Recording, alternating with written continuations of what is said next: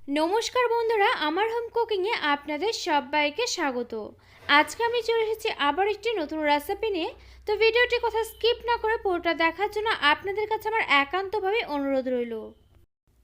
আজকে আমি আপনাদেরকে বানিয়ে দেখাচ্ছি ধনেপাতার দুর্দান্ত স্বাদের একটি রেসিপি। এখন যেহেতু শীতকাল, বাজারে কিন্তু ধনেপাতাটা অ্যাভেলেবেলই পাওয়া যাচ্ছে। আর এই শীতের সিজনে কিন্তু দেখবেন সর্দি, কাশি, জ্বর এগুলো কিন্তু লেগেই থাকে ঘরে ঘরে। তাতে করে কি হয়, খাওয়ার কিন্তু একেবারে রুচি থাকে না।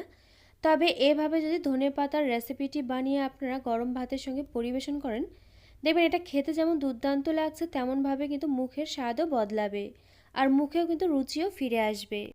তো এই রেসিপিটি বানানোর জন্য এখানে একটি কড়াতে দেখুন আমি দিয়েছি প্রথমেই সর্ষের তেল। অবশ্যই করে এই রেসিপিটি কিন্তু সর্ষের তেল দিয়েই করতে হবে। এরপর তেলটাকে কিন্তু খুব বেশি গরম করার কোনো প্রয়োজন নেই। হালকা গরম হলে এর মধ্যে দিয়ে দিলাম 1 চামচ পরিমাণ কালো জিরে। এরপর এখানে দিয়েছি দেখুন আমি বেশ কয়েক কোয়া রসুন। একই সঙ্গে দিয়ে দিলাম এখানে 3টে শুকনো লঙ্কা।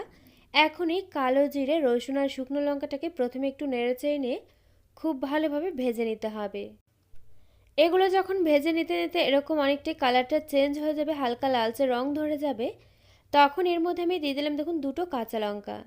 এরপর আমি এখানে দিয়ে দিলাম একটি ছোট সাইজের পেঁয়াজ কুচি। এখন এগুলোকে আমি আবারও দেখুন খুব সুন্দরভাবে একটু নেড়েচেড়ে নিয়ে ভেজে নিচ্ছি। আর ঝালটা খেতে আপনারা যেমন পছন্দ করেন অবশ্যই করে কিন্তু সে বুঝে এখানে কাঁচা লঙ্কা বা শুকনো লঙ্কাটা ব্যবহার করবেন।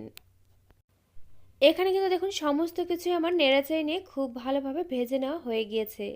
আর এগুলো থেকে কিন্তু খুব সুন্দর একটা গন্ধও বেরিয়েছে। যখন খুব সুন্দরভাবে এখানে পেঁয়াজ, রসুন, কাঁচা লঙ্কা, শুকনো লঙ্কাগুলো ভাজা হয়ে যাবে, তখন এর মধ্যে আমি দিয়ে দিলাম এখানে দেখুন ধনে পাতাগুলোকে। এই পাতাগুলোকে কিন্তু আমি খুব ভালোভাবে ধুয়ে রেখেছিলাম। এগুলো সমস্ত কিছু খুব ভালোভাবে ভাজা হয়ে গেলে এরপর দেখুন এর মধ্যে আমি দিয়ে দিলাম এখানে ধুয়ে রাখা ধনে পাতাগুলোকে। এখন দেখুন এগুলোকে আমি প্রথমে 1 মিনিট মতো একটু নেড়েচেড়ে নিয়ে ভেজে নিলাম। 1 মিনিট মতো ভেজে নেওয়া হয়ে গেলে এরপর আমি এর মধ্যে দিয়ে দিলাম এখানে স্বাদ মতো নুন।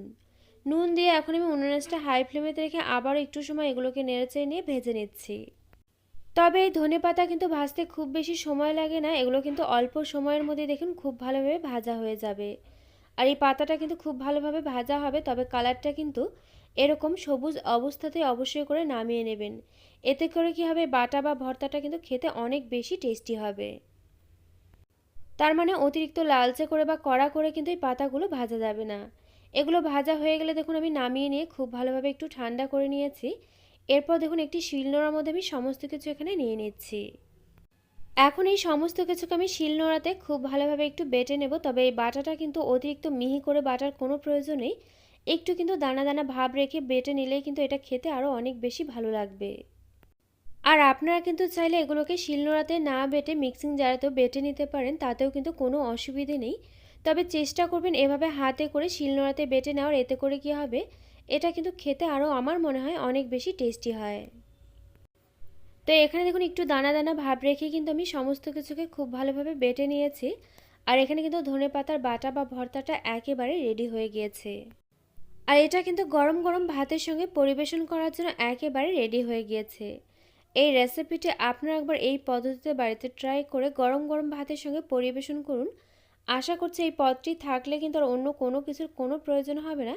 মনে হবে শুধু একটি মাত্র পদ দিয়ে পুরো ভাতটাই খেয়ে ফেলি। তো আমার এই রেসিপিটি আপনাদের কাছে কেমন লাগলো অবশ্যই একটি লাইক দিয়ে কমেন্ট করে জানাতে কিন্তু ভুলবেন না। কারণ আপনাদের একটি লাইক, একটি কমেন্ট কিন্তু আমাকে এরকম নতুন নতুন ভিডিও বানাতে আরও অনেক বেশি উৎসাহিত করবে। পাশে থাকা বেল আইকন অবশ্যই প্রেস করে দেবেন, এতে করে আমার নিত্য নতুন ভিডিওর আপডেট আপনাদের কাছে পৌঁছে যাবে সবার আগে। তো আজকের মতো ভিডিওটা এ পর্যন্ত, আবারও পরে দেখা হচ্ছে অন্য কোনো নতুন ভিডিওর সঙ্গে। আর আমার এই ভিডিওটি শেষ পর্যন্ত দেখার জন্য আপনাকে জানাই অসংখ্য ধন্যবাদ।